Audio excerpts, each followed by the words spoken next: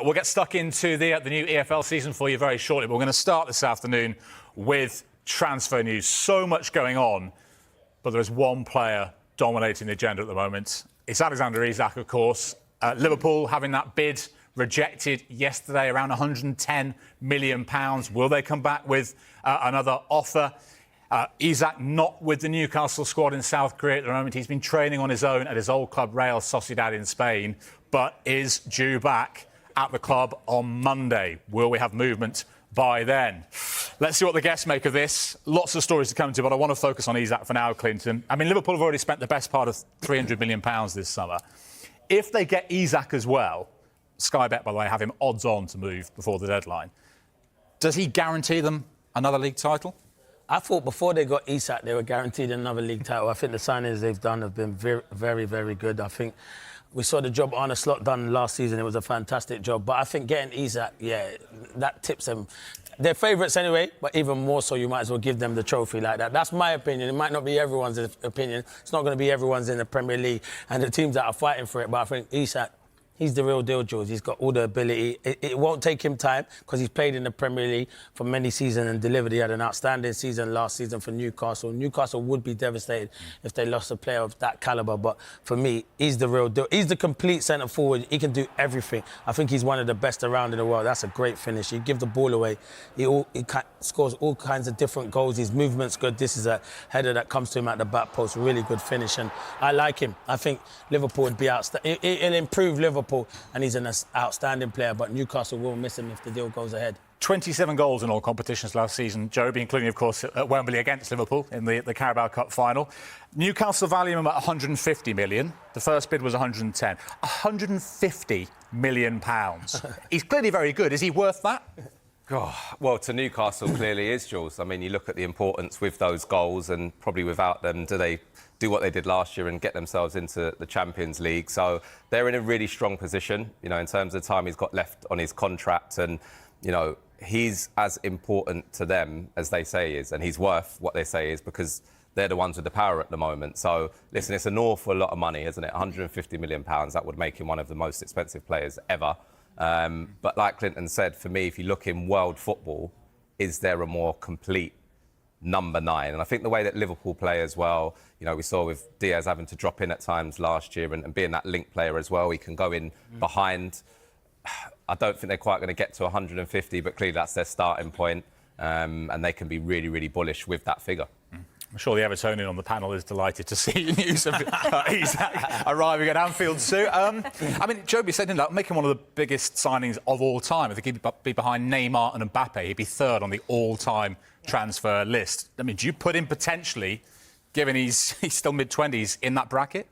I think that's the thing, the fact that he's still mid-20s, he can still get even better. I think the only downside, if there is a downside, is the injury record. But in terms of, you know, the player that he is, exactly the same as what the boys have said, he is the complete forward, isn't he? He's got everything about him. Obviously, his goals, we saw some of them there, his link play, the way that he can dribble past players, his vision, his awareness, he can be that presence, if you like. So he does have everything. So you can understand why Newcastle and Eddie Howe is desperate to keep hold of him, because I feel a bit sorry for Newcastle, because there was such a feel-good factor, wasn't there, around the club last season in terms of they won the trophy, and you thought if they can keep hold of their key players, Isak being one of them, then they can build on that. What will their season look like? So the fact that they haven't probably got a lot of the players that they wanted to get, and then now they've obviously, you know, a potential of losing Isak, because ideally you think Eddie Howe would have wanted Isak and another striker because of Callum Wilson going. So I do feel for Newcastle fans, but yeah, if you're a Liverpool fan, you're just thinking, wow, I can't wait to watch my side next season if that happens. Yeah, I mean, clearly, you know, his head's been turned. The champions have come in for him. Jamie,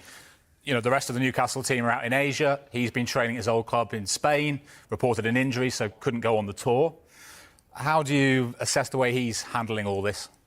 I think it's very hard, Jules, unless you're in his position. You know, I think it's very easy for the wider public and football fans to kind of criticise footballers. There's always the perception of there being an ideal way of leaving a football club, and it doesn't always pan out like that. And I think this is kind of a product of that. I think that he's probably not injured.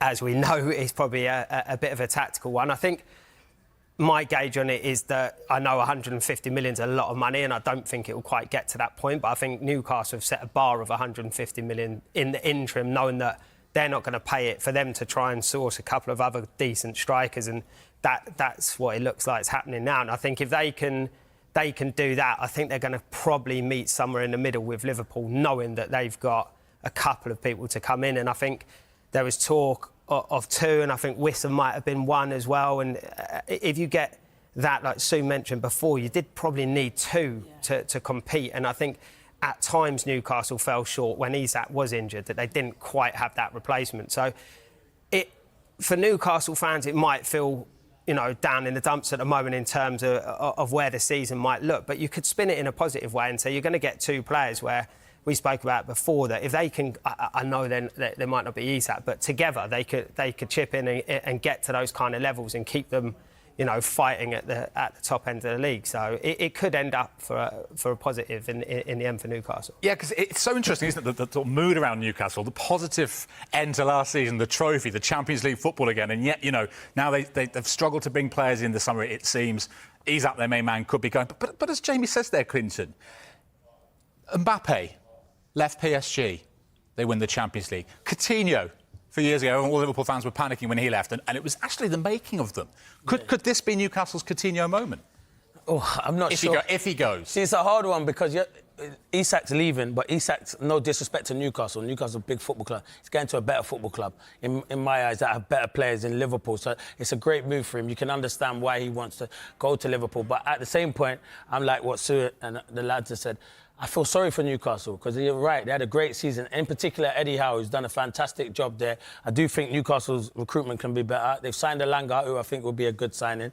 And obviously, we're hearing rumours they're interested in Sesko, who's a very good striker. Bid's gone in for him. Well, let me tell you, he's a good striker. But do we know if he can come to the Premier League and hit the ground running? That's what we're going to need to have a look at. But we see some of his goals. He can finish. He's got good, as I say, he scores all kinds of goals, but it's a different league to the Premier League. The Premier League's the best league, but he'd be a good signing.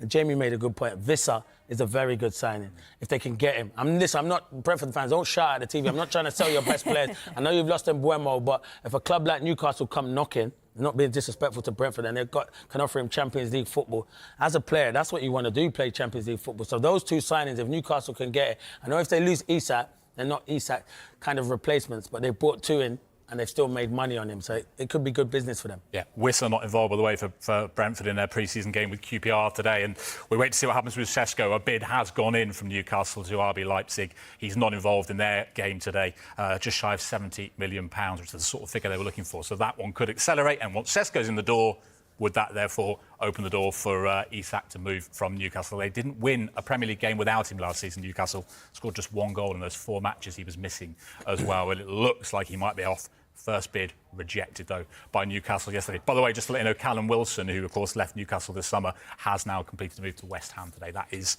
done. Alexander Isak has landed back in Newcastle just one day after the club rejected Liverpool's £110 million bid for the striker. The 25-year-old forward flew in on Saturday afternoon following a personal training stint in Spain. Isak had been working at Real Sociedad's facilities, recovering from a thigh injury alongside his private staff. He had opted not to join Newcastle's pre-season tour of Asia. On Friday, Liverpool submitted an official offer worth £110 million plus add-ons. However, the proposal fell short of Newcastle's valuation, which stands at £150 million. The Magpies immediately rejected the bid. Despite their public stance, Newcastle are also preparing for a possible departure. On Saturday, the club made a £70 million offer to RB Leipzig for striker Benjamin Šeško, seen as a potential replacement for Isak. RB Leipzig's sporting director, Marcel Schaefer, confirmed that several clubs, including Newcastle and Manchester United, have shown strong interest in Sesko. Meanwhile, head coach Eddie Howe addressed the situation during a press conference in South Korea. He confirmed that the bid from Liverpool had been turned down and admitted he only learned of Isak's training in Spain through the media. Howe said, "I know where he is now, through the media. It's difficult to go into detail." He added, "We still support Alex in every way, and my wish is that we see him in a Newcastle shirt again. Isak has informed the club that he wants to explore his options in this transfer window. The rest of the Newcastle squad is expected to return from Asia on Monday. Will Liverpool return with an improved offer? Will Newcastle push ahead for Sesko if Isak leaves? For all the latest updates on this developing story, make sure to subscribe to Sport Lab and turn on notifications.